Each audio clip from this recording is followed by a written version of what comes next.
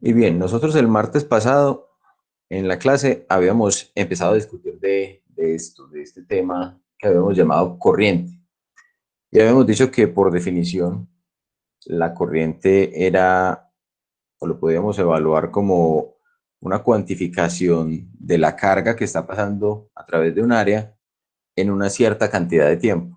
¿Cierto? La manera de poder cuantificar cuánta carga estaba pasando lo hacíamos seleccionando un área a través de la cual la corriente debía pasar de manera perpendicular y teníamos que contar o considerar una ventana temporal para poder hacerlo. A esa corriente la habíamos llamado una corriente convencional. ¿Por qué convencional? Porque si ustedes recuerdan, dijimos que quienes se mueven son las cargas de signo positivo. ¿Por qué se definió así? Porque en aquel entonces, cuando no tenían conocimiento de cuál era el signo de cada una de las cargas, se dijo, no, lo que se mueve son las cargas positivas. Luego, cuando se definió que a los electrones se les daba una carga negativa y a los protones una carga positiva, entonces realmente no hicieron como esa modificación, porque implicaba cambiar como todo el andamiaje de lo que ya se tenía establecido. Simplemente dijeron, no, listo, por convención, si en una dirección se están moviendo las cargas positivas, pues asumamos que en la dirección opuesta se mueven las cargas negativas. Y el problema es exactamente el mismo.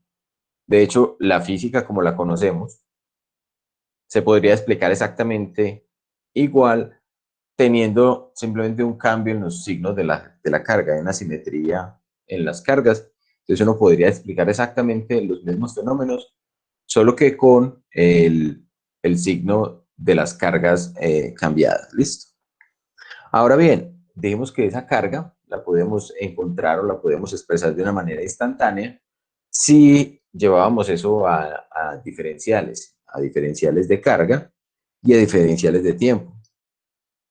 Y ya por último mencionamos, llegamos hasta aquí, mencionamos aquí esta imagen donde dijimos las cargas positivas van en una dirección, entonces las cargas negativas que tenemos por acá van en la dirección opuesta, y tenemos los electrones en la dirección opuesta a las cargas positivas, y los electrones es lo que me constituyen la corriente electrónica. Entonces uno podría hablar de dos corrientes, la corriente convencional que va en la dirección de las cargas positivas y la corriente electrónica que va en la dirección de los electrones. Eh, Ambas deberían tener la misma magnitud, solo que su sentido vectorial es opuesto. Mientras que la corriente electrónica va en una dirección, la corriente convencional va en la otra. Pero entonces, para que no peleemos con la convención, de ahora en adelante, salvo que vamos a hacer algo específico, cuando hablemos de corriente, ustedes ya saben que estamos hablando de corriente convencional. Y para eso entonces vamos a establecer o vamos a tratar de determinar cómo podemos cuantificar cuántas cargas están pasando por una cierta región. Nos vamos a apoyar de este dibujito, esta imagen que de hecho lo voy a correr por aquí para que me quede espacio. Bien. ¿Esto qué es? Esto no es otra cosa que un trozo de material conductor.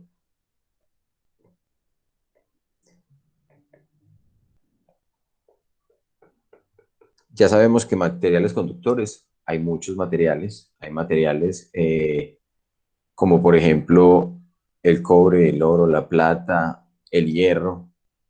Todos estos materiales que son los que llamamos materiales metálicos, tienen la característica de que en sus bandas o sus electrones, algunos de ellos están más allá de la banda de valencia y pasan a la banda de conducción. Y entonces se pueden mover libremente en la red cristalina. Entonces, en los materiales conductores vamos a poder tener o evidenciar fácilmente esa corriente. Ahora, podemos evidenciar esa misma corriente en un material que sea aislante. Pregunta, ¿ustedes qué creen? Que no. Bajo condiciones normales no veríamos eso, ¿cierto? Tendríamos que tener alguna situación como, por ejemplo, que pasáramos de ese poder dieléctrico si, por ejemplo, el campo eléctrico que estamos aplicando entre los extremos del conductor es tan grande que excedemos el poder dieléctrico, entonces ese material que es aislante se convertirá en un material conductor. Sin embargo, vamos a asumir que en este caso estamos bajo condiciones de materiales que son conductores y que por lo tanto, pues entonces no tenemos que aplicar campos eléctricos excesivamente grandes para que las cargas se puedan mover. Vamos entonces a cuantificar cuánto sería esa corriente. Dijimos que la corriente entonces era el diferencial o el delta Q por delta T, y que eso no era otra cosa. Entonces, si empezamos a mirar a qué equivaldría, podemos decir, veas que la corriente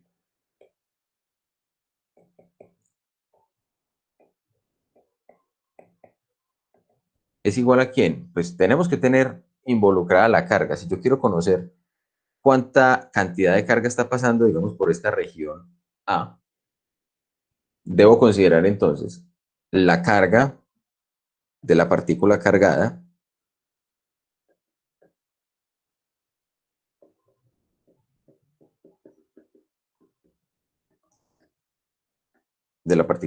que se está moviendo por ese conductor. Debo considerar también un parámetro que me diga cuántas cargas hay dentro de ese conductor. Es decir, habrá algunos materiales, como ya lo mencionamos, que tienen mayor cantidad de portadores de carga que se pueden mover. Entonces, a esos materiales son los que llamamos materiales conductores. Entonces uno puede cuantificar y decir, bueno, si yo tengo un trozo de material conductor, supongamos que voy a evaluar en una cierta región del material conductor cuántos de esos portadores de carga se pueden mover. Y entonces vamos a decir, pues vamos a definir un parámetro n, y ese n lo vamos a llamar, vamos a decir que es el número de portadores de carga por unidad de volumen. De portadores de carga. Y esto por unidad de volumen. Entonces a esto lo podemos interpretar nosotros como si fuera una densidad.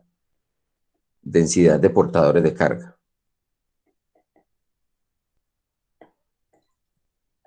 Entonces no olvidemos que será alta en los conductores y será baja en los aislantes. Y para el caso, por ejemplo, de los semiconductores, ¿cómo diría uno que podría ser?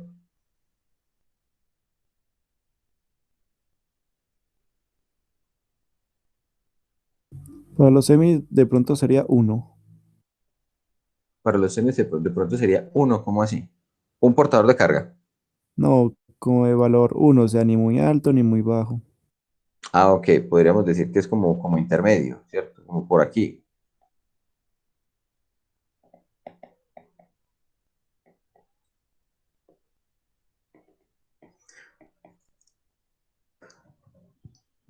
Entonces, por ejemplo, en el caso de los semiconductores, se tienen que cumplir otras condiciones específicas. Como les conté por allá alguna vez cuando hablábamos de los materiales, en los semiconductores, esa banda de conducción o los electrones que son capaces de pasar de la banda de valencia a la banda de conducción, tienen que cumplir algunas condiciones especiales. Por ejemplo, que el material esté a cierta temperatura, o que el material esté en presencia de un campo magnético, o que el material esté bajo una cierta nivel de esfuerzo mecánico, que yo lo esté deformando. Entonces, para que, para que tengamos conductores, pues para que un material semiconductor conduzca, necesita unas ciertas condiciones adicionales, no es simplemente por el hecho de estar así a condiciones ambientes, va a conducir. ¿Listo? Entonces, ese valor n que tenemos acá nos indica cuántos portadores de carga por unidad de volumen vamos a tener. Pero entonces vamos a necesitar también definir el volumen. Y el volumen, si estamos analizando esa misma región del conductor será entonces el área que estamos considerando y el diferencial de desplazamiento o el delta X o el diferencial de longitud sobre el conductor. Entonces, esto llamémoslo, bueno, este n ya lo definimos y este término de acá es el volumen en el conductor. ¿Qué me queda faltando? Me queda faltando el diferencial de tiempo. Entonces aquí observen que esa expresión me está mostrando una relación adicional entre estas variables que estoy considerando que van a, o sea, que van a influenciar en cuánta carga por unidad de tiempo pasa por una cierta área. Y esto lo puedo reorganizar de esta manera. Miren que yo puedo coger delta X sobre delta T. Ese delta X sobre delta T, a qué les recuerda a ustedes? Velocidad. A una velocidad, ¿cierto? Entonces hay una velocidad involucrada. Entonces vamos ahora a reescribir eso en términos de esa velocidad. ¿Listo? Vamos a decir entonces que la corriente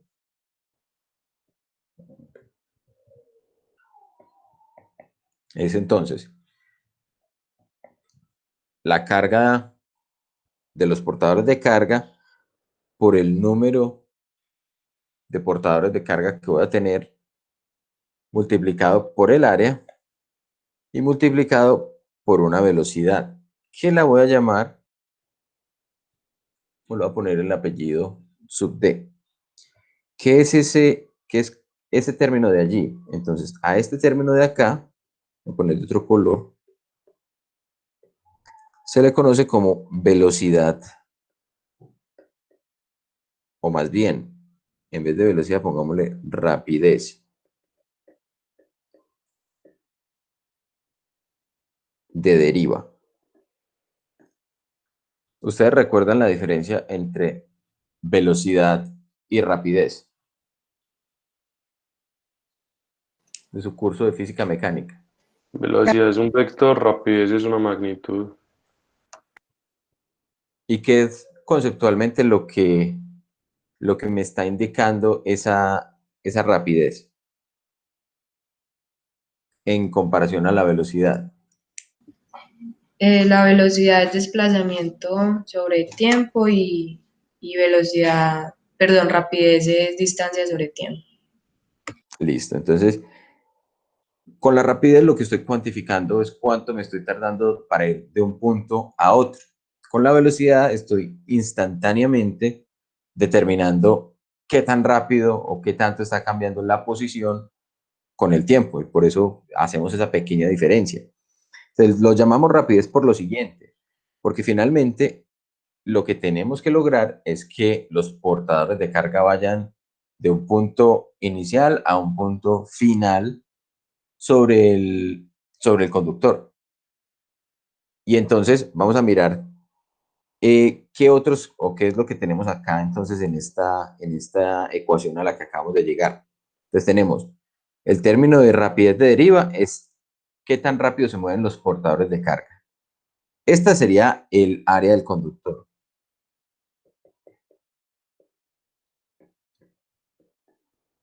El término N, dijimos, es la densidad de portadores de carga, tiene que ver con el material del conductor.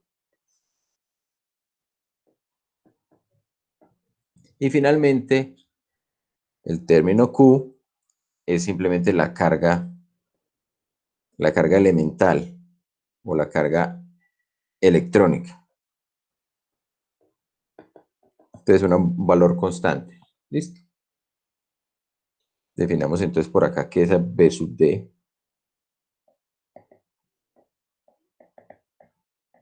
rapidez con la cual se mueven los portadores de carga. Sabemos que los portadores de carga, a pesar de que estemos hablando de carga convencional, quien porta la carga es los electrones. ¿Listo? Entonces, hasta ahí, ¿alguna duda, alguna pregunta?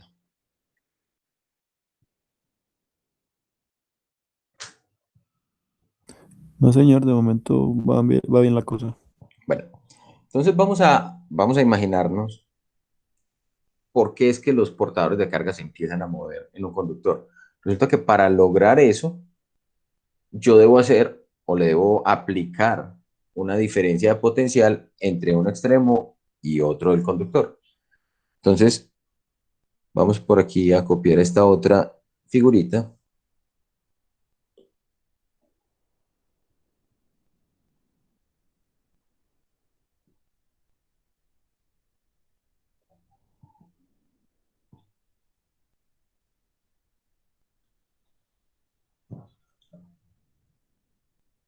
Bien, eso que tenemos ahí entonces es simplemente un trozo de alambre conductor, donde hemos representado por medio de esas esferitas. Entonces, ¿qué es lo que tenemos allí?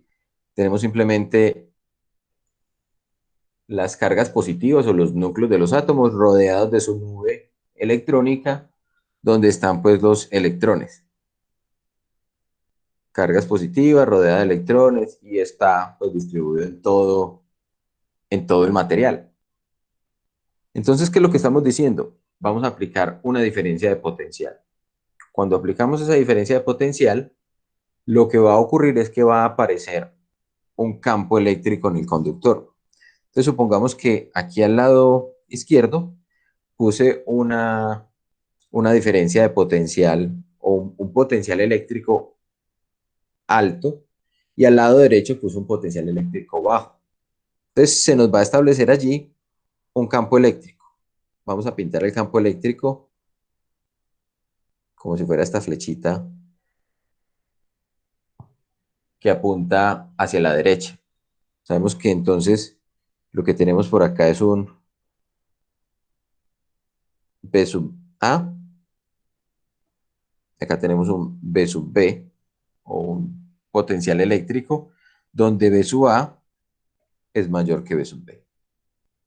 Entonces establecimos ese potencial eléctrico, ya sabemos qué dispositivos me permiten, por ejemplo, establecer ese potencial eléctrico. Yo sé que si conecto una batería, por ejemplo, o si conecto una fuente de voltaje, yo puedo poner entre los extremos de mi material esa diferencia de potencial. ¿Y qué es lo que hace entonces la diferencia de potencial? O el campo eléctrico más bien.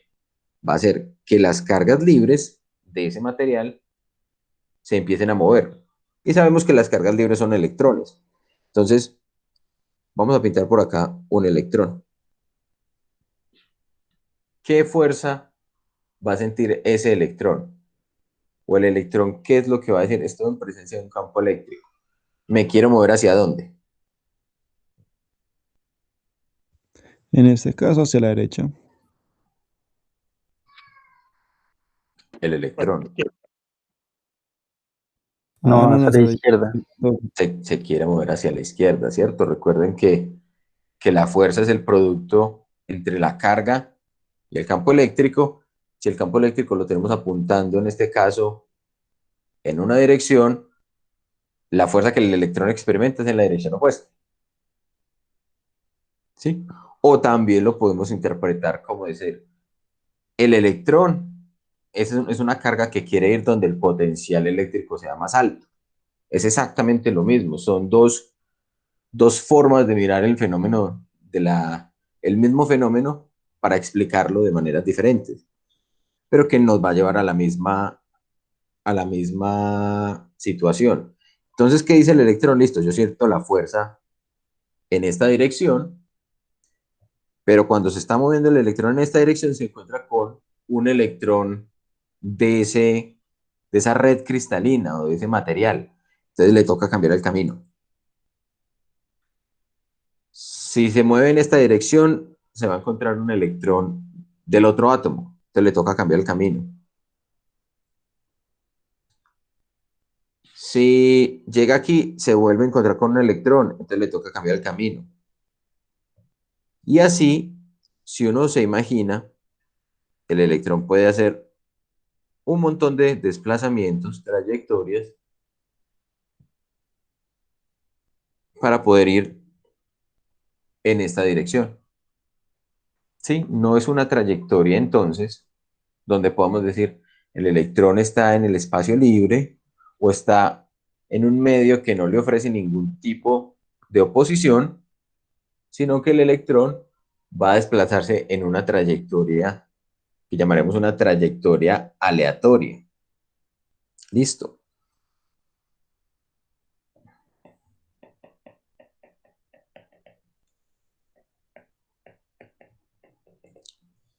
A ese tipo de trayectoria aleatoria se le conoce, digamos que cariñosamente, como el camino del borracho.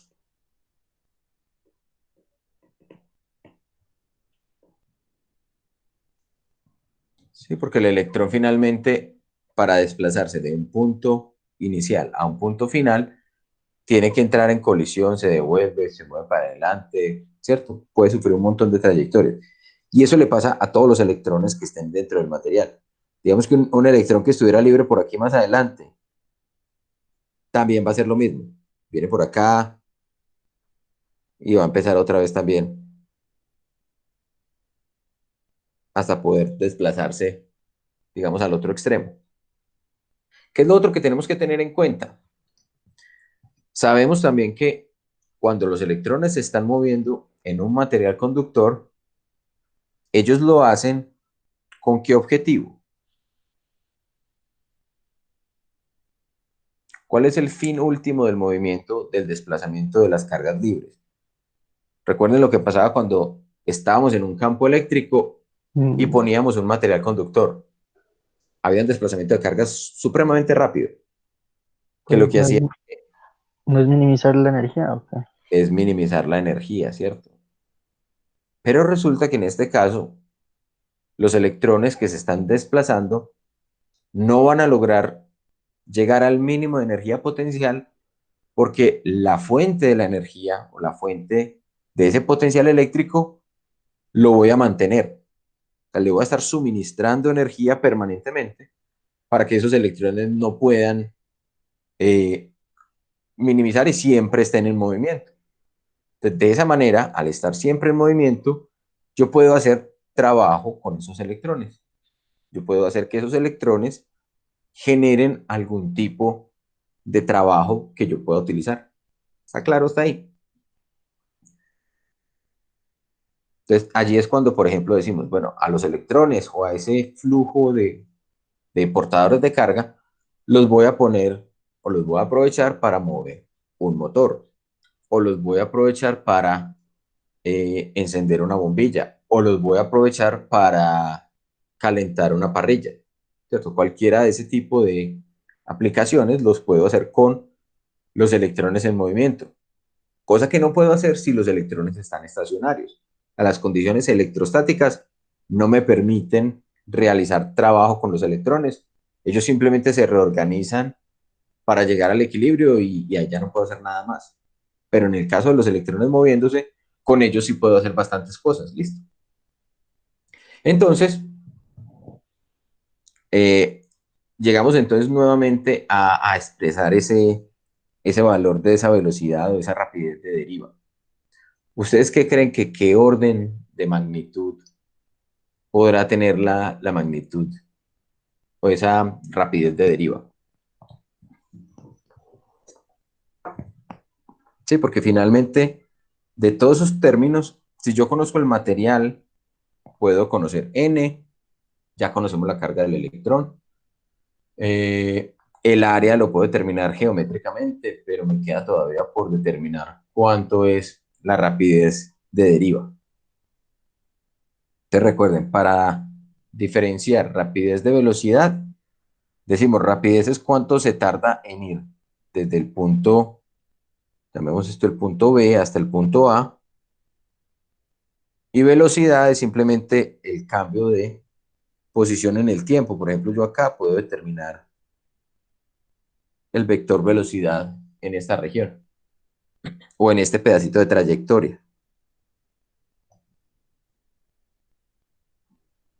Entonces, ¿cómo podemos definir o cómo podemos determinar esa rapidez de deriva?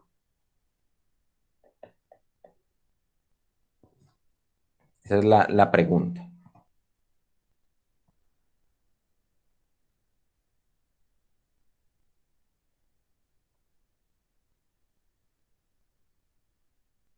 Ideas.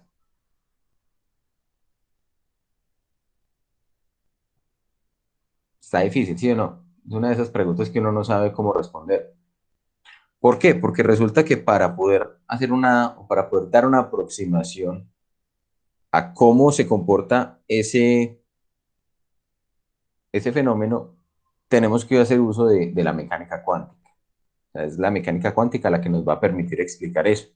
Acá obviamente no vamos a ver mecánica cuántica, pero sí les voy a mencionar un par de conceptos para que entendamos esto de dónde sale. Primero les quiero mostrar aquí una imagen. Vamos a mostrar este. ¿Están viendo esa animación? Sí. Sí. Sí, Juan. Listo. Entonces, ¿eso qué es? Eso es simplemente una idealización de cómo podría ser una red de un material, una red cristalina de un material, donde las esferitas grises serían las cargas positivas o los núcleos de los átomos más bien, y las esferitas rojas son los electrones que están allí alrededor de esos núcleos de los átomos.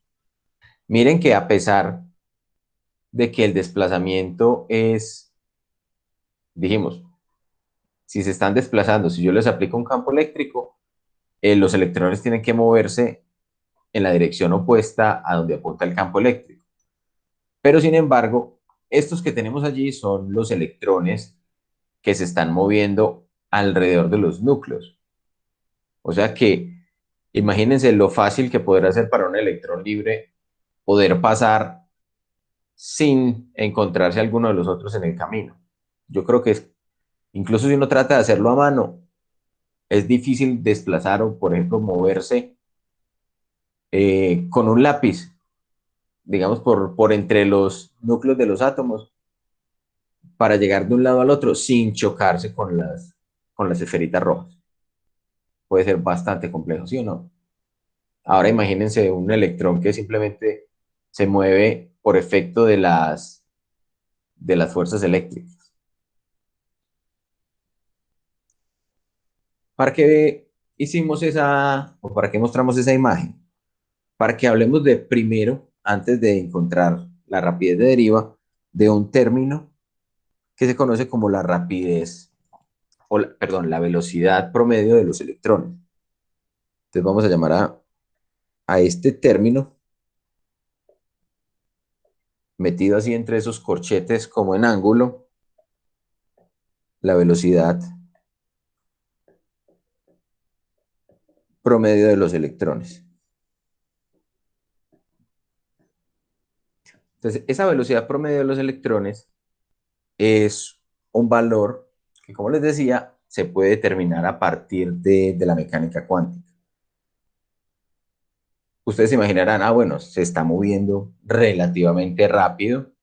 Los electrones son partículas de masa muy pequeñita, entonces se van a poder mover muy, muy, muy rápido.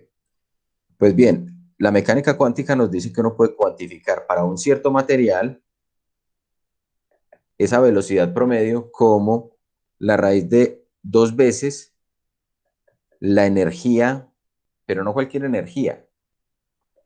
Esa se llama la energía de Fermi o de Fermi. Bueno, y esto está dividido por la masa del electrón. ¿Y qué es ese cuento de la energía de Fermi? La energía de Fermi es en un material sólido una cuantificación de cuáles son los estados energéticos en los cuales pueden estar los electrones. Vamos a escribirlo por aquí para que no se nos olvide.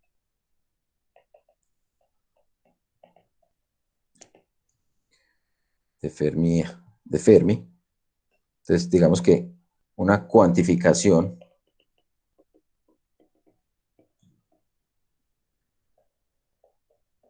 de la energía más bien de los estados energéticos.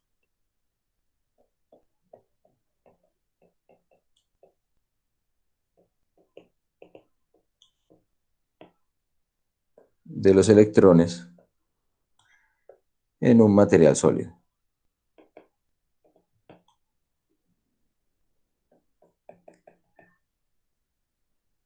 ¿Por qué se necesita cuantificar? Porque es que resulta que los electrones son unas partículas que tienen un comportamiento muy, muy especial, y es que ustedes de pronto han escuchado que se comportan como onda y como partícula. Entonces, ellos tienen una característica, y es que no pueden tener el mismo nivel de energía.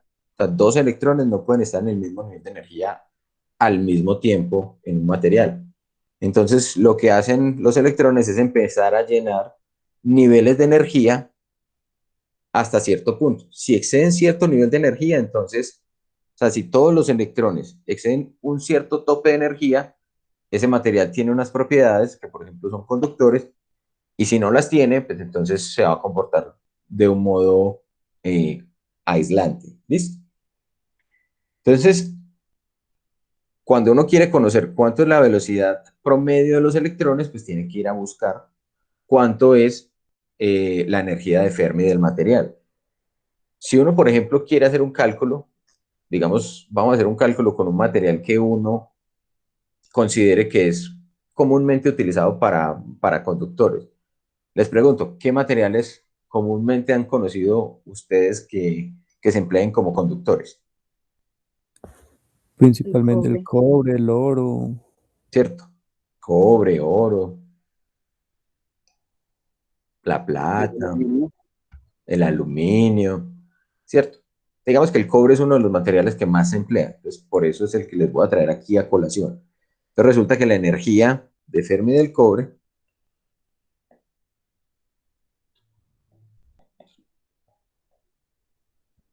para el cobre equivale a 7 electronvoltios. ¿Si se acuerdan cuánto es un electronvoltio?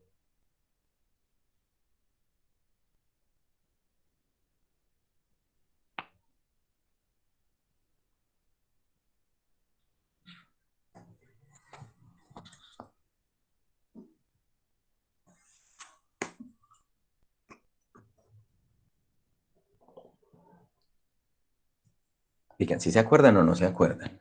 Si no se acuerdan, yo les recuerdo. Si sí se acuerdan, o si dicen que sí se acuerdan, les F pregunto. en el chat. 1,602 por 10 a la menos 19. ¿Qué?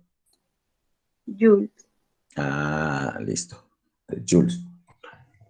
Entonces, listo.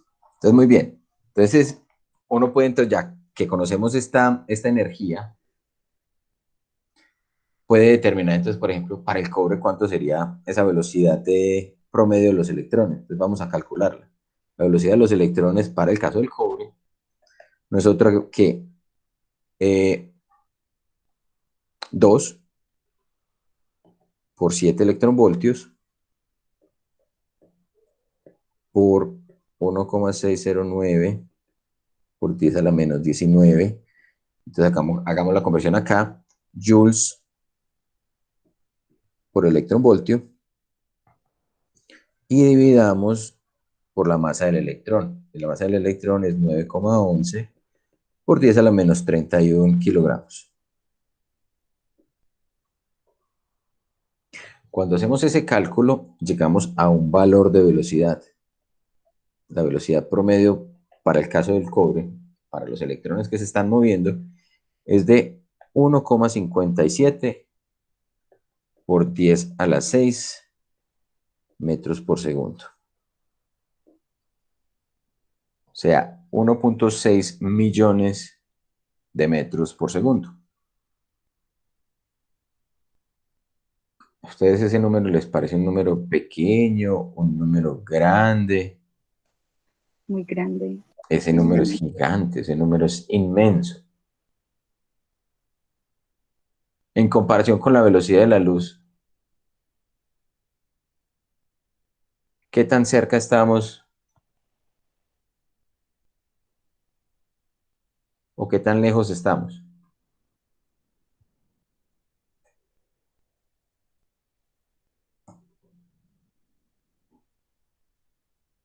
No sería pues como un poquito más del 50% de la velocidad de la luz. Estaríamos cerca del 50% de la velocidad de la luz. La velocidad de la luz de 3 millones de metros por segundo. Entonces, eso es muy grande. O sea, es una velocidad muy elevada. Tan elevada que digamos que ya a ese nivel no podemos seguir utilizando digamos, las ecuaciones convencionales, y por eso es que precisamente esto se utiliza desde la mecánica cuántica e incluso desde la relatividad. Pero entonces, eso es como para que nos demos una idea de qué velocidad alcanzan los electrones, pero no se nos olvide que es en esos pequeños tramitos donde él se puede mover antes de volver a chocarse. Porque resulta que cuando se choca, tiene que cambiar abruptamente su trayectoria. Y entonces, ¿qué es lo que va a pasar? Entonces, como estamos chocándonos, como estamos entrando en colisiones, entonces también es posible estimar un parámetro adicional. Vamos a definir esto en términos de un parámetro que vamos a llamar tau. Y a tau lo vamos a llamar el tiempo característico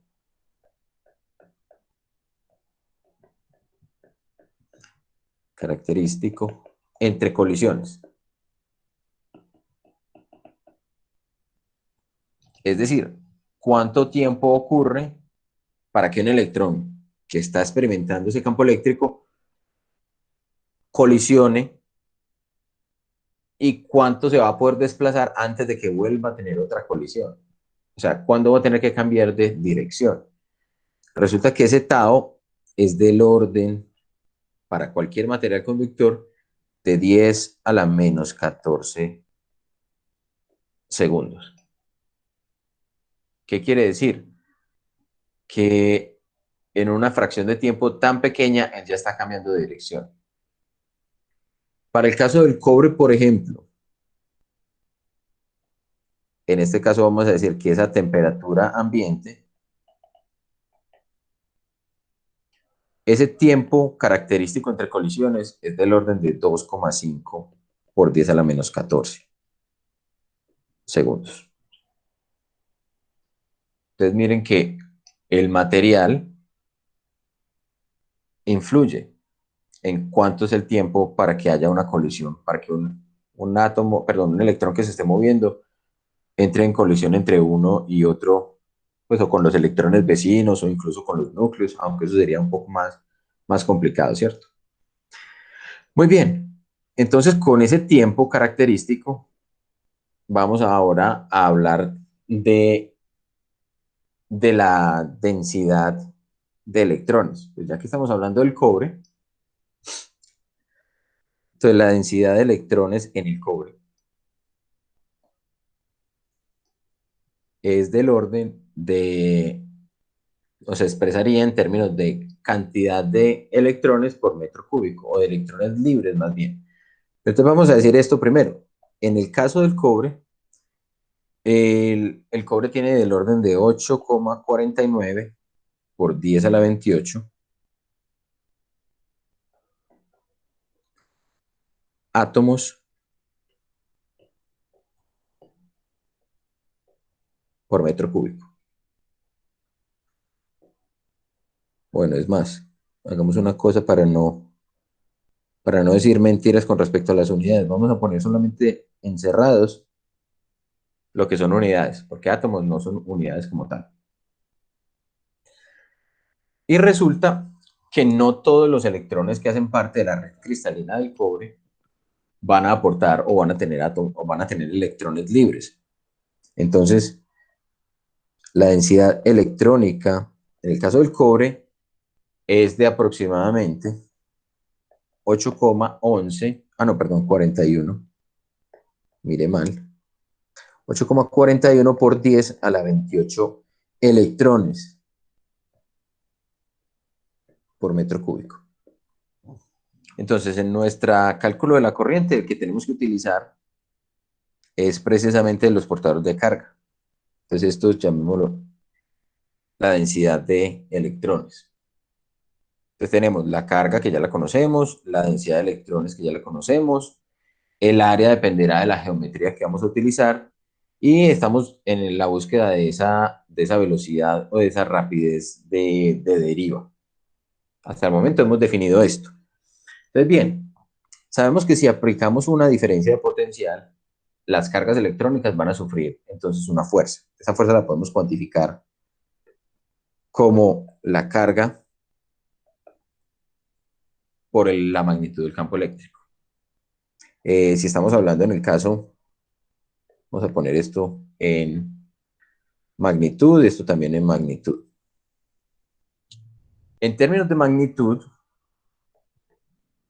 ¿cuánto es la carga electrónica? Llamémosla E, simplemente. Entonces esto sería, esa fuerza sería E, siendo E la carga del electrón, y E mayúscula la magnitud del campo eléctrico. Entonces, una partícula que se esté moviendo va a experimentar una aceleración aplicando, ¿cierto?, nuestra fórmula de masa por aceleración. Entonces, la fuerza que está imprimiendo o esa fuerza que le estemos dando gracias a al campo eléctrico se va a traducir en una aceleración de esa masa. Entonces, de aquí yo puedo despejar la aceleración en términos de ¿quién? De la fuerza por unidad de masa. Y acá, pues digamos que es la masa del electrón. Entonces, ¿para qué vamos a llegar a esto? Porque resulta que la manera de definir esa velocidad o esa rapidez de deriva, la rapidez de deriva, se puede expresar como la aceleración por ese parámetro tau, donde tau ya dijimos, es cuánto tiempo hay entre una colisión y otra, y la aceleración, miren que no es otra cosa que igualar o reemplazar más bien esa expresión de la fuerza en esta que tenemos acá, porque esa es la fuerza que me está produciendo la aceleración. Entonces es la carga del electrón por la magnitud del campo eléctrico sobre la masa del electrón y por ese tiempo entre colisiones.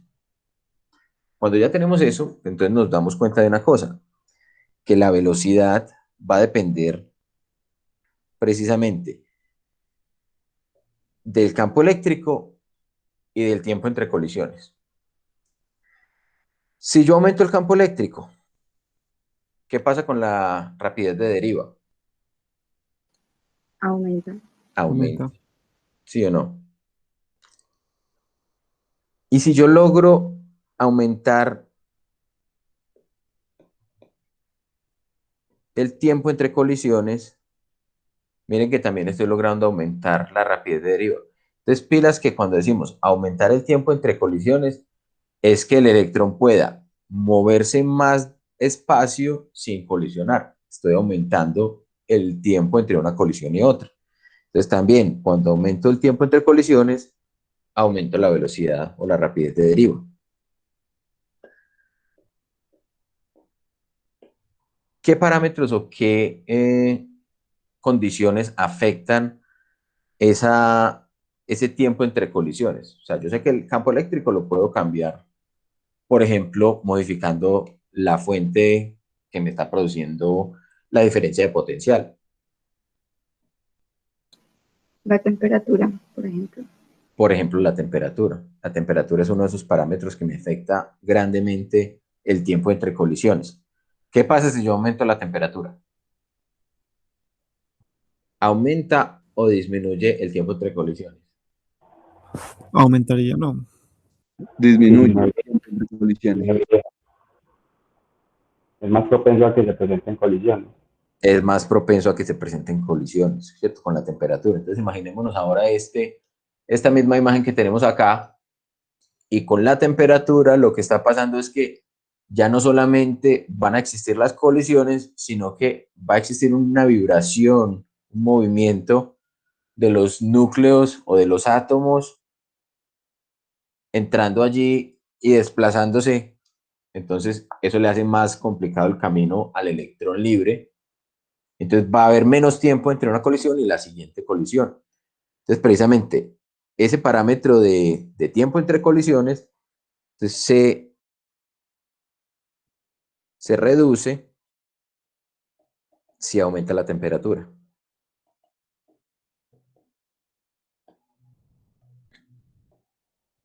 Y entonces, por lo tanto, eso haría que se reduzca la velocidad o la rapidez de deriva. ¿Listo? Y ahora que tenemos como todos esos elementos, vamos a determinar cuánto es esa rapidez de deriva para el caso del cobre, que es de la que hemos estado hablando. Esa rapidez de deriva para el caso del cobre entonces sería E por E sobre la masa del electrón y por tau. Pero entonces acá nos está haciendo falta todavía algo más. Nos está haciendo falta una definición para el campo eléctrico. Entonces vamos a suponer, que supongamos un alambre de cobre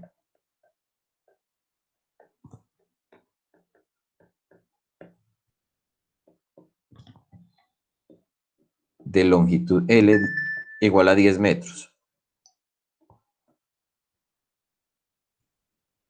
Listo. Y a ese le vamos a aplicar una diferencia de potencial igual a 10 voltios.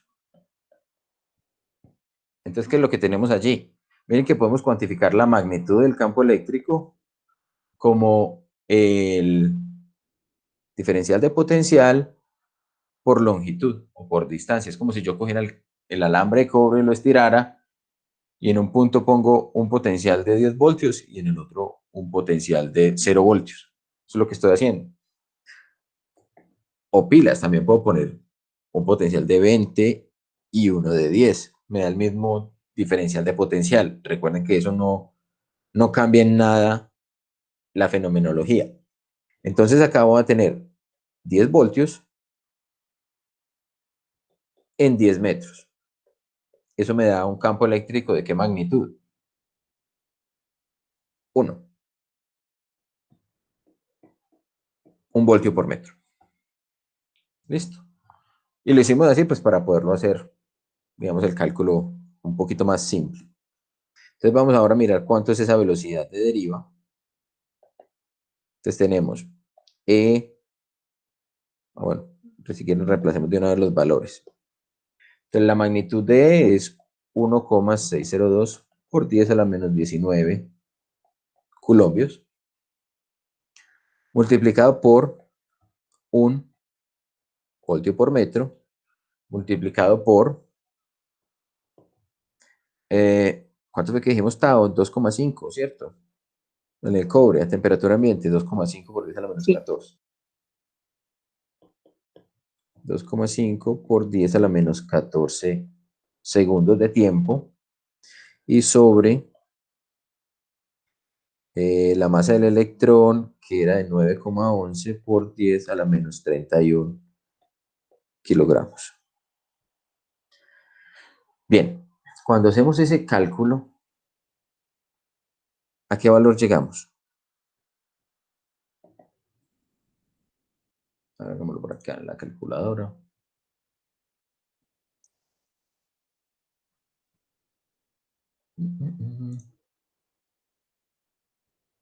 Listo. Entonces tenemos 1,602 por 10 a la menos 19, que multiplica a 1, que multiplica a 2,5 por 10 a la menos 14, y se divide por 9,11 por 10 a la menos 31. 4,39 por 10 a la menos 3. 4,39 por 10 a la menos 3. Las unidades. Tenemos que esas unidades van a ser metros por segundo.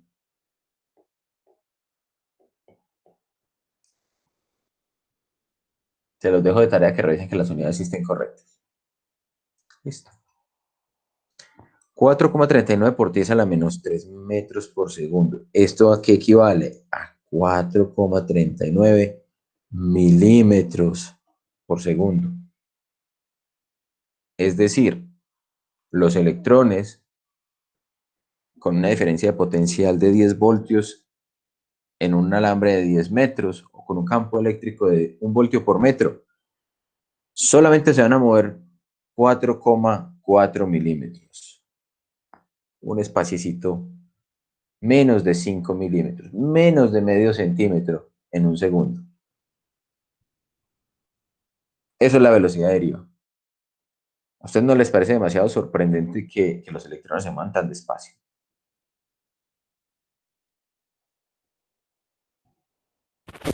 Realmente sí. Realmente sí, es una cosa de esas que uno dice, "Ah, pero es que se mueven muy despacio".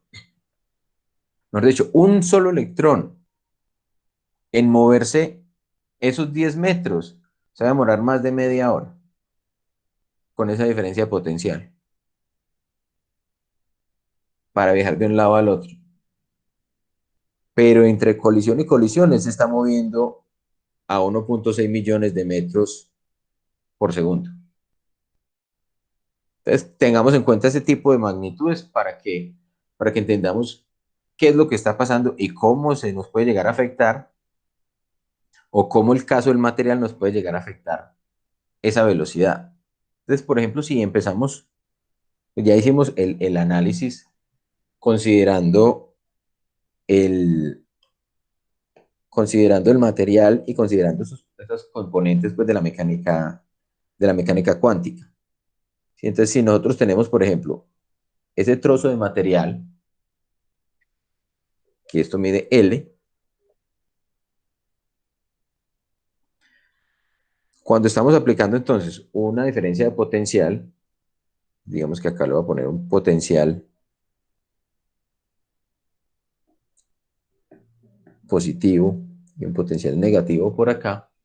Entonces lo que hemos dicho es, efectivamente, el campo eléctrico se establece en esta dirección, la corriente convencional viaja en esta dirección, los electrones van a moverse en esta dirección. Y entonces lo que nosotros podemos definir es, listo, una sección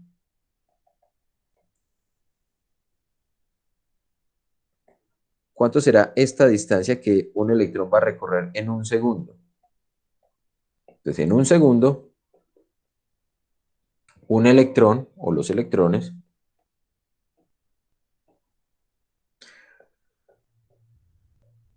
recorren una distancia igual a b sub d metros. ¿Cierto? Siendo b sub d, entonces la velocidad de deriva. Entonces, por ejemplo, lo que podemos decir, esta longitud en el caso del cobre a temperatura ambiente será de 4,39 milímetros o de 4,39 por 10 a la menos 3 metros. ¿Listo? Ahora también, como conocemos qué longitud es la que tenemos allí, miren que cuando teníamos esta otra expresión, cuando teníamos, a ver, ¿dónde está? Esta expresión de acá, o incluso esta que teníamos acá con el delta X, pues todavía no teníamos definido qué longitud, en qué longitud vamos a considerar el volumen de material. Sí, pero ya ahora que conocemos la velocidad de deriva, ya sí podemos cuantificar ese volumen, o ya sí podemos decir exactamente cuánto será el material que vamos a considerar para saber cuántos portadores de carga son los que estaban pasando por allí.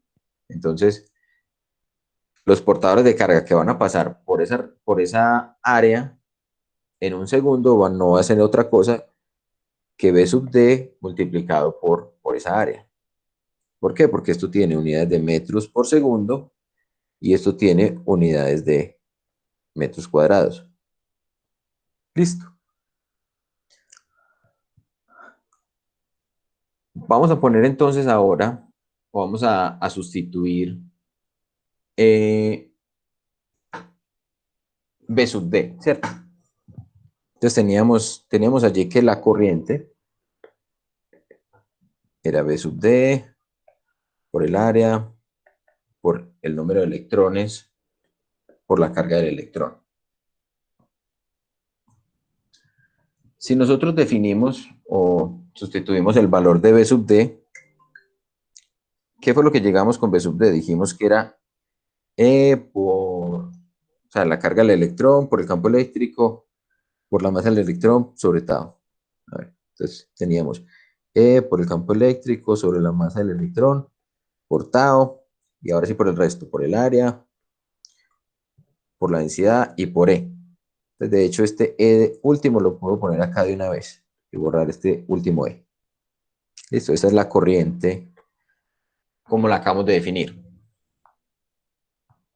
Y entonces, a este término, a esta primera parte de acá,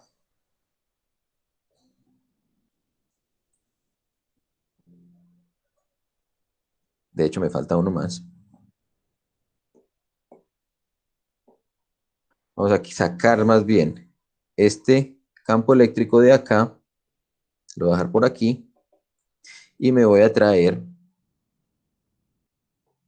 este para acá. Entonces simplemente estoy reorganizando los términos de esa misma expresión. Listo. ¿Con qué fin? Con el fin de que me quede por acá el campo eléctrico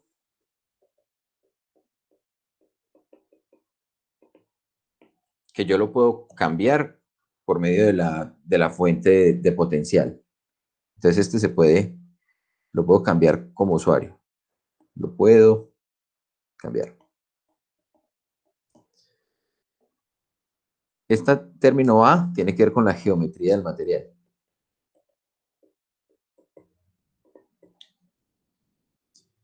Y me queda este término de aquí, que tiene que ver exclusivamente con el material. ¿Cierto? Miren que el número de portadores de carga o la densidad de portadores de carga era del material. Dijimos, eso es del cobre. El tiempo entre colisiones, el tiempo de colisiones para el caso del cobre a una cierta temperatura. Y la carga del electrón y la masa del electrón, pues simplemente son valores constantes conocidos. Entonces, a este término de acá, a eso que depende solo del material, le vamos a poner un nombre. Lo vamos a llamar la conductividad. ¿Listo?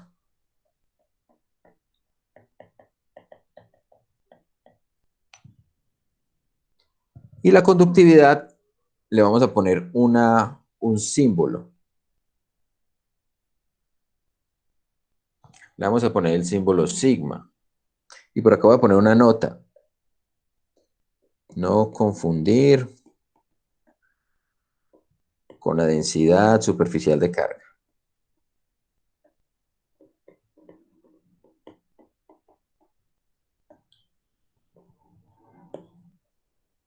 Es sigma en el caso de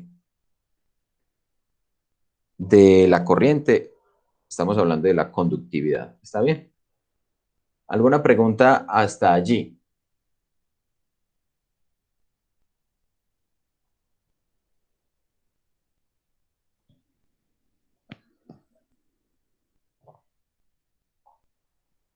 No, de momento no. Muy bien. Entonces, si no hay preguntas, continuemos. Entonces, esa conductividad va a tener unidades. Entonces, uno puede hacer todo el desglose de las unidades. Entonces, ¿cómo serían las unidades de sigma? Entonces, uno puede decir, bueno, unidades de carga al cuadrado, ese es electrones por metro cúbico, estos eran segundos y estos son kilogramos. ¿Sí o no? Entonces son coulombios al cuadrado.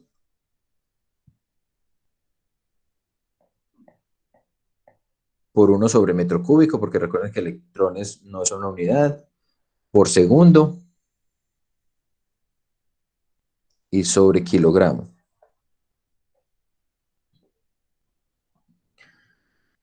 Y si lo lleva a las unidades básicas del sistema internacional, ese coulombio se convierte en amperio por segundo.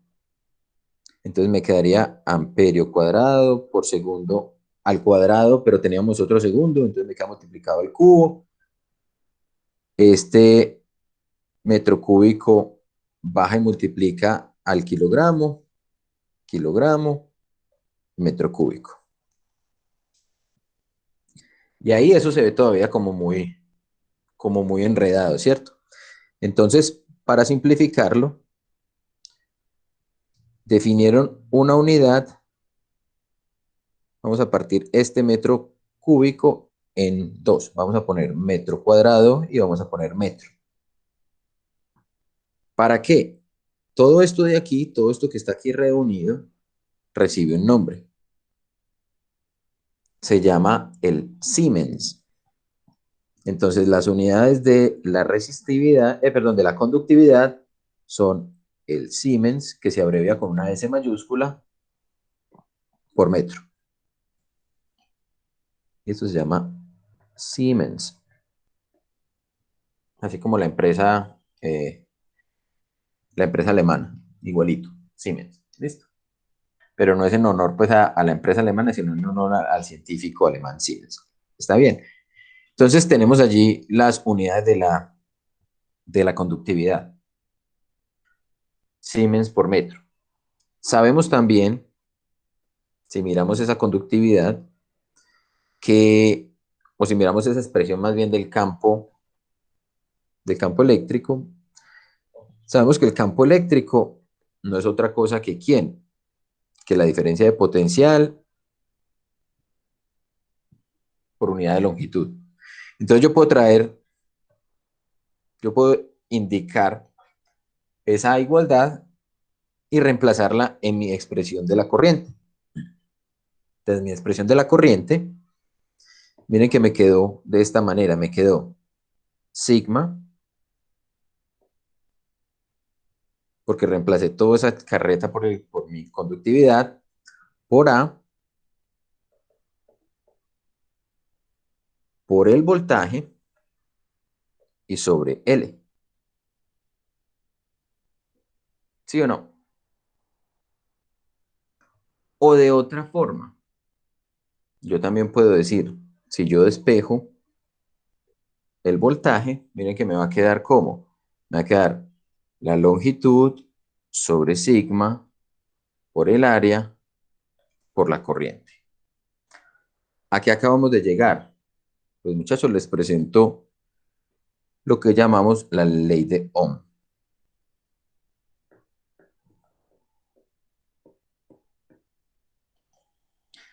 Donde este término de acá, que me está encerrando sigma, L y A, simplemente lo vamos a llamar R.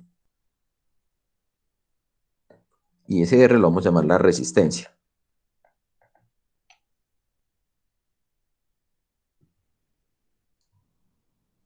Entonces hemos llegado a esa expresión que conocemos de que el voltaje es R por I.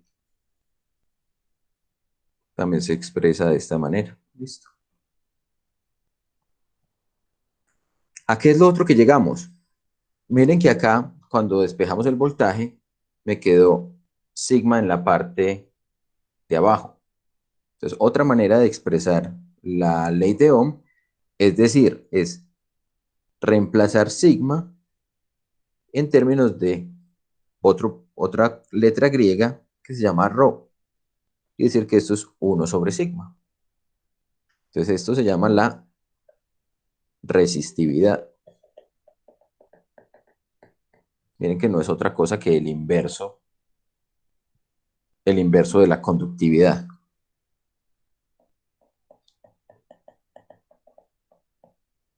Acá otra vez pongamos la nota, no confundir Rho con la densidad volumétrica de carga.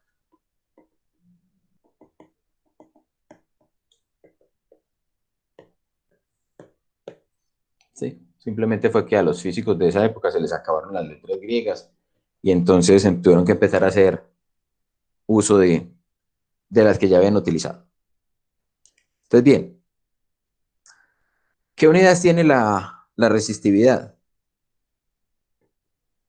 Pues las unidades de la resistividad serán el inverso de las unidades de la conductividad, ¿cierto?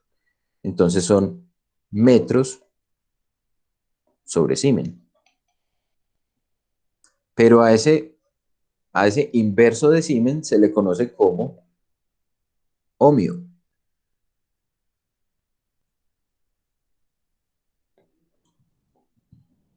Ohmio por metro. Entonces, 1 sobre Siemens se llama ohmio.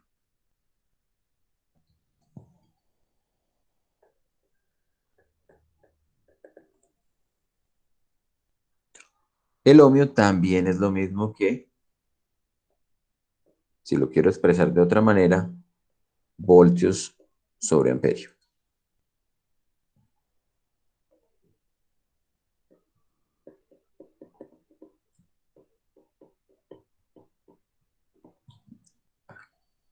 Y las unidades de la resistencia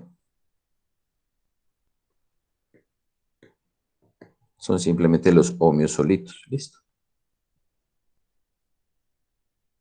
¿Dudas, inquietudes, preguntas, comentarios?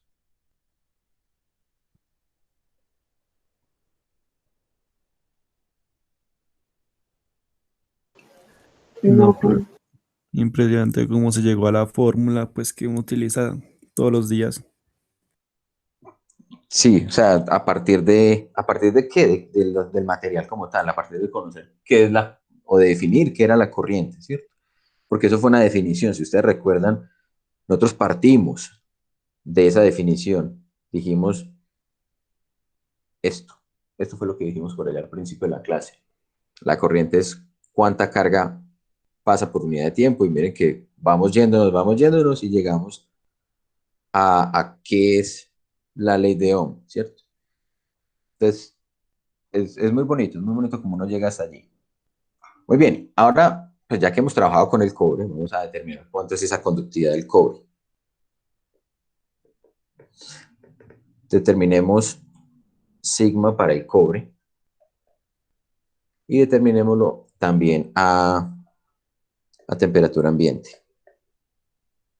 Entonces, miren que esto sería E al cuadrado por la densidad electrónica, por el tiempo entre colisiones y por la masa del electrón. Entonces esto sería sigma para el cobre. Sería 1,602 por 10 a la menos 19 coulombios al cuadrado. Por la densidad de electrones, que era 841 por 10 a la 28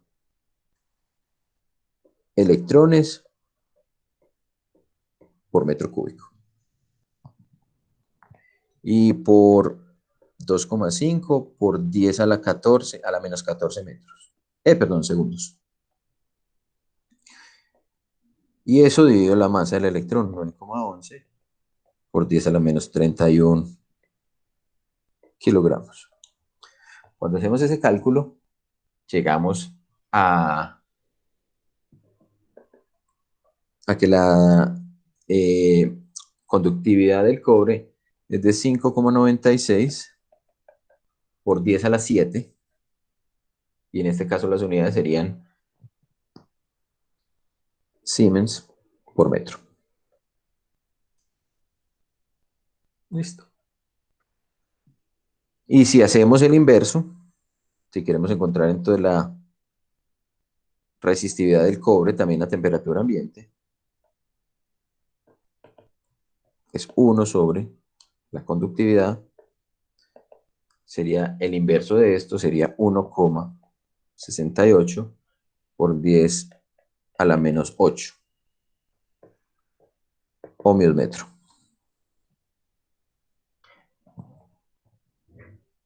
Si nos damos cuenta entonces, antes de haber definido esa resistividad, sino simplemente la ley de Ohm como tal, nos damos cuenta que precisamente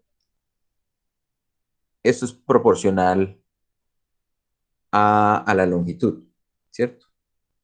Y es inversamente proporcional al área. Entonces, si uno despeja simplemente la resistencia como tal, ¿sí?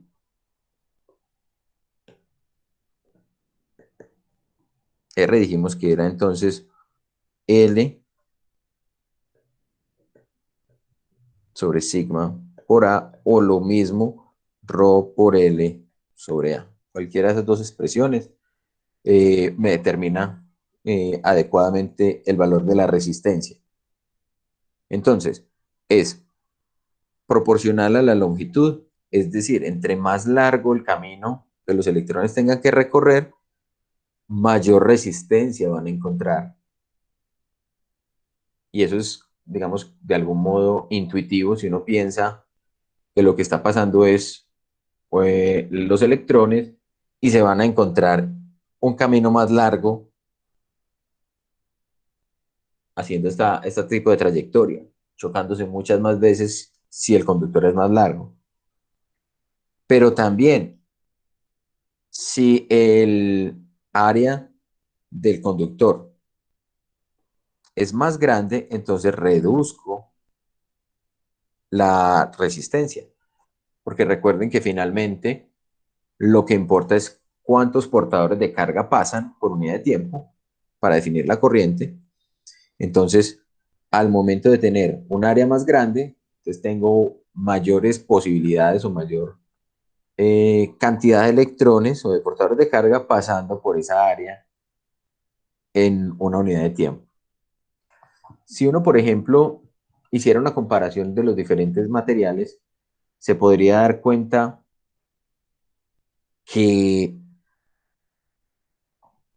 materiales que son buenos conductores, pues van a tener resistividades relativamente bajas y van a tener conductividades relativamente altas. Eso es más o menos lo que uno esperaría. Entonces uno puede decir, por ejemplo, vamos a tomar un trozo de material.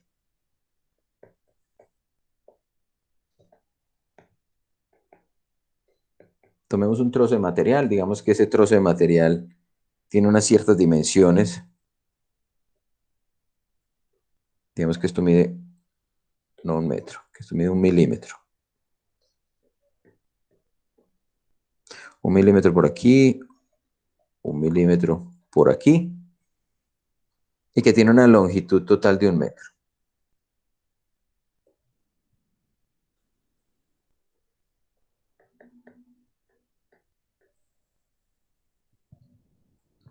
Y ahora pongámosle una diferencia de potencial. Digamos que el potencial en este extremo de acá, el potencial es de 1 voltio y acá es de 0 voltios. O sea, le pusimos una diferencia de potencial de 1 voltio. Es como si hubiéramos puesto entonces el terminal positivo de una fuente de 1 voltio aquí y el terminal negativo por acá. Entonces sabemos que lo que vamos a tener es que la corriente convencional se va a mover en esta dirección. Sabemos que los electrones se van a mover en esta dirección. El área de esta sección transversal, si es de 1 milímetro por 1 milímetro, sería equivalente a 10 a la menos 6 metros cuadrados. O sea, 1/1000ª de metro cuadrado. Y si uno define, por ejemplo, bueno, los buenos conductores. Entonces habíamos dicho, el oro, la plata, el cobre, el aluminio, etcétera. Esos buenos conductores van a tener, entonces, conductividades altas, ¿cierto? Del orden de 10 a la 8 usamos las unidades Siemens por metro, van a tener resistividades en ohmios metro del orden de 10 a la menos 8. Van a tener muy poquita resistencia. Si evaluamos la resistencia considerando esos parámetros que tenemos allí, esa resistencia en ohmios, ¿cuánto me da? La podemos determinar con cualquiera de las dos. Entonces miren que la resistencia es la resistividad por la longitud y dividida el área. La resistividad del orden de 10 a la menos 8 por la longitud de 1 metro y dividido 10 a la menos 6, esto nos quedaría más o menos unas resistencias del orden de 10 a la menos 2 ohmios. Hagamos el mismo ejercicio con materiales que sean buenos aislantes. Un material buen aislante, por ejemplo, el vidrio, por ejemplo, la porcelana. En este caso, las conductividades van a ser del orden de 10 a la menos 12 a 10 a la menos 16. Las resistividades van a ser muy altas, del orden de 10 a la 12 a 10 a la 16. La resistencia, entonces, más o menos un valor promedio, puede ser del orden de 10 a la 20 ohmios. Y si yo quiero determinar la corriente, entonces ya tenemos la herramienta. ¿Cuál es la herramienta para determinar la corriente bajo esas condiciones? La ley de Ohm, ¿cierto? La corriente en amperios, entonces sabemos que la diferencia de potencial es R por I, o I por R, como ustedes la quieran expresar. Entonces, I es simplemente V sobre R. Entonces es 1 voltio dividida la resistencia que tenemos allí. Para el caso de los buenos conductores, 1 voltio dividido 10 a la menos 2.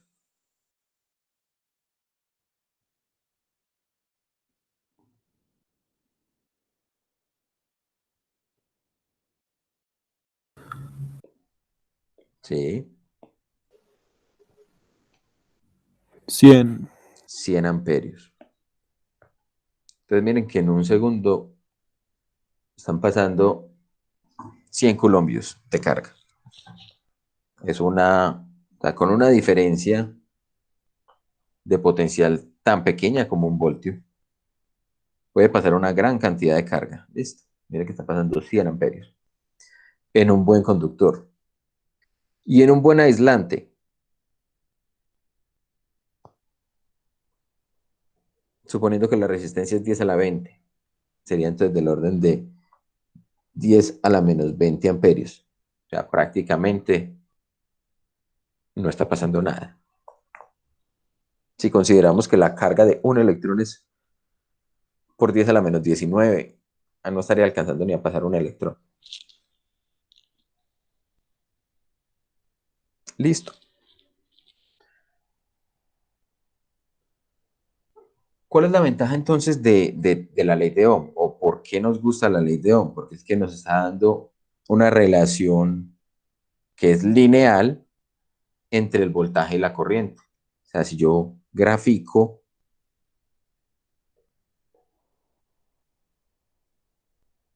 voltaje contra corriente, voltaje en voltios, corriente en amperios,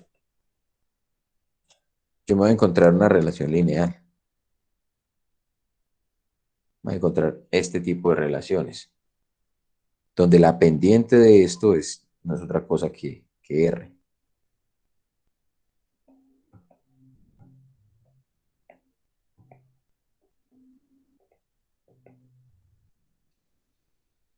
Entonces, uno dice, no, pues estamos hechos. Si yo conozco el voltaje y conozco la corriente, o conozco la corriente y la resistencia, puedo encontrar el voltaje, ¿cierto? Es relativamente sencillo. Sin embargo, la ley de Ohm no se debería llamar ley de Ohm, porque una ley es algo que se cumple bajo cualquier condición, ¿cierto? En este caso, la ley de Ohm tiene unas limitantes, unas regiones donde empieza a fallar. Miremos en dónde empezaría a fallar. Si nosotros decimos que la conductividad era la carga electrónica por la densidad de electrones portados sobre la masa del electrón, y ya lo habíamos mencionado, si aumentamos la temperatura, se nos cae el tiempo entre colisiones. ¿Qué quiere decir? Que vamos a tener las colisiones más frecuentemente. Y entonces, si vamos a tener más colisiones, pues entonces también se nos va a caer la conductividad. Y si se nos cayó la conductividad, miren que entonces ya tenemos un problema, porque es que nosotros habíamos definido por acá la resistencia en términos de la conductividad. La geometría no está variando, ¿cierto? La longitud del conductor ni el área del conductor están cambiando, pero la conductividad sí. Entonces eso hace que cambie la resistencia. Entonces esto es que tenerlo muy en cuenta. La conductividad se afecta con la temperatura.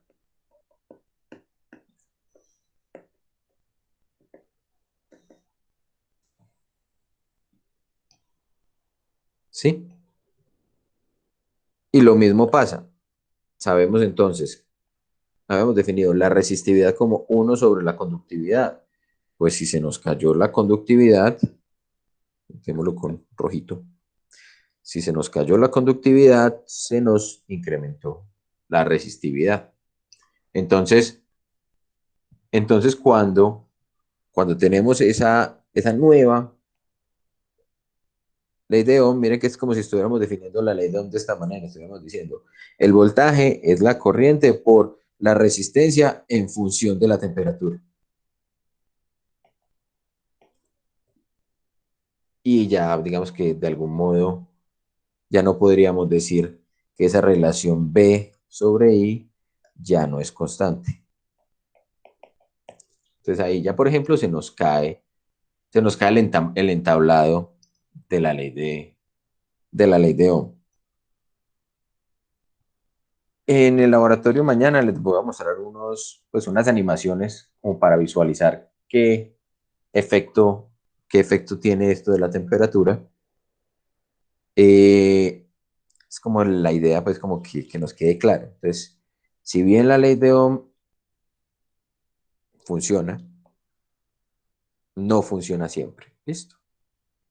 En algunos casos, ¿qué es lo que ocurre entonces? Por ejemplo, si uno quisiera graficar voltaje contra corriente, va a encontrarse algo como de este estilo. Va a encontrarse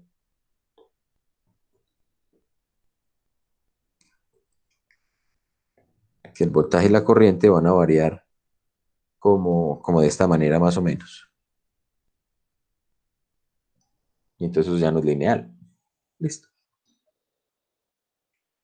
Eso ya tiene, digamos, algún tipo de problema. Digamos que esto no es lineal. Y es el efecto de la temperatura.